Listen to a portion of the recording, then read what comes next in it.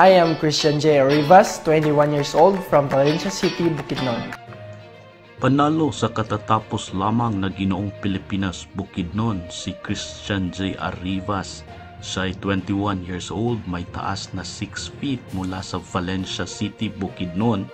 Siya ay aktibong miyembro ng kabataan ng 3D Youth Organization, isang community-based na organisasyon na naglalayong tulungan ang komunidad at ang mga taong nangangailangan, at miyembro din ito ng Mr. and Miss Teen Valencia Society. Siya ay isang atleta at isang tagapagtaguyod ng physical fitness. Kasalukuyan siya nag-aaral sa Central Mindanao University at kumukuha ng Bachelor of Science in Hospitality Management. Itinataguyod niya ang physical fitness sa pamamagitan ng sports. Ang kanyang buhay at karanasan bilang atleta ay nagturo sa kanya na maging matigas at malakas, hindi lamang para sa kanyang sarili kundi bilang halimbawa sa lahat.